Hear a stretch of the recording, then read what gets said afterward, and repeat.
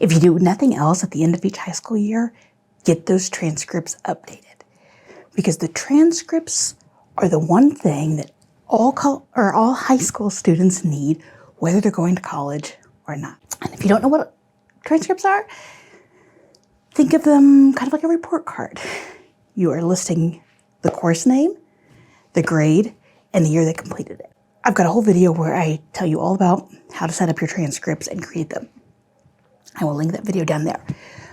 But again, if nothing else, that's what you're going to do because everyone needs them. Next thing that I'm working on for kiddo number 2 in high school is course descriptions. And if you don't know what course description is, again, I've got a video about that. But course descriptions are basically telling the college as a summary of what you did, what your kids studied, how you evaluated them, and what resources you used.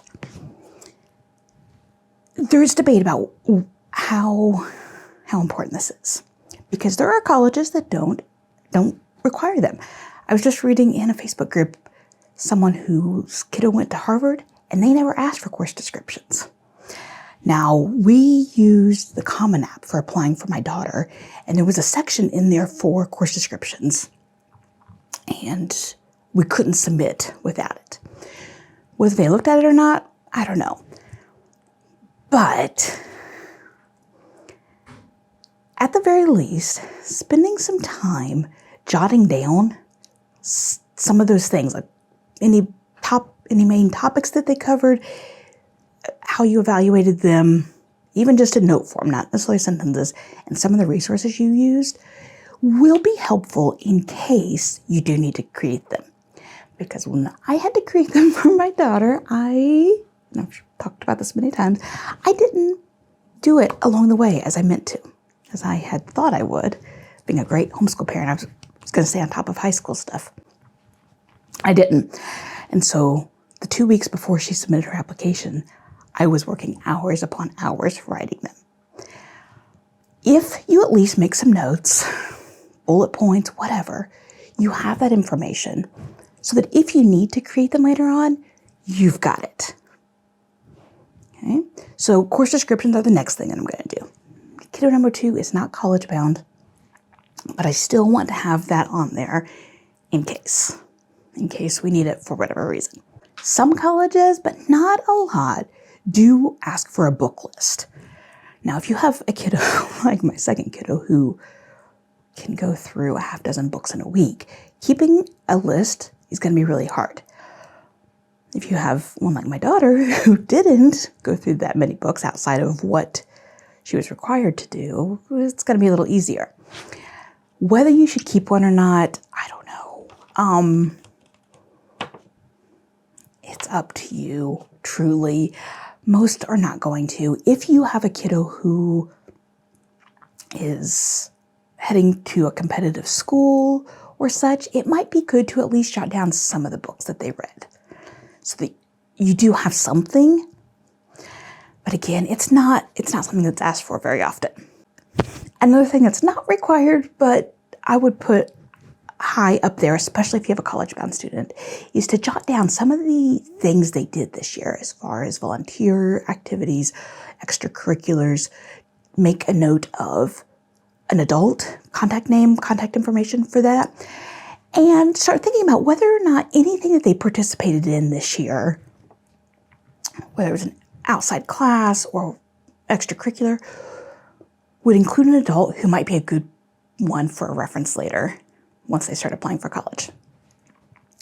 The reason I'm saying that this might be good for the jotting down activities is we did have, I forget even where, somewhere in all of the college applications, I think it was on my daughter's side, it did ask for activities that she did. Well, it was hard to remember in the days of all of that what she really did.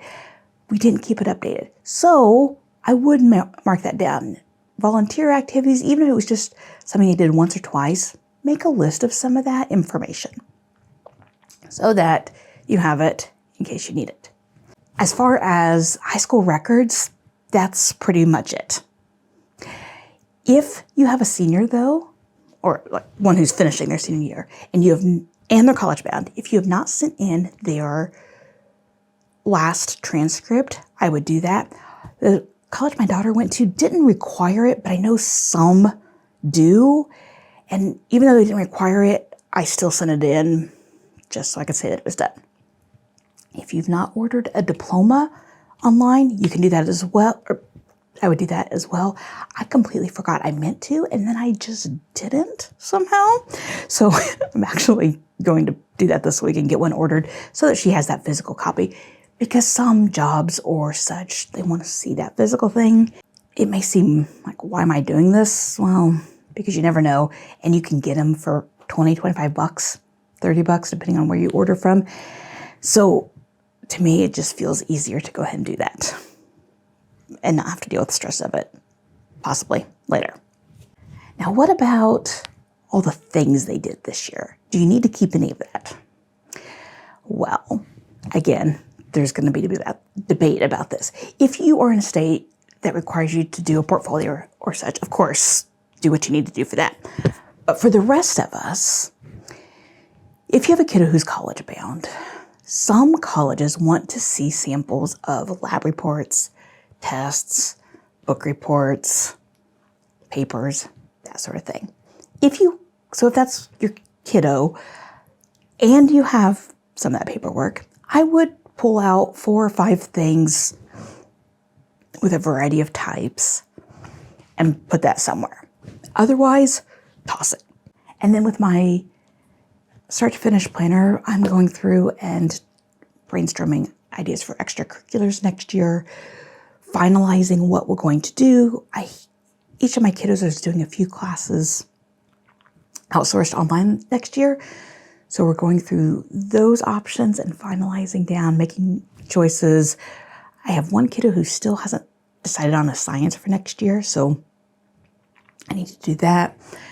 But we're basing all that on how this year went, keeping in mind what went well and what didn't, what they liked about curriculum that we used and what they didn't, as we make those choices.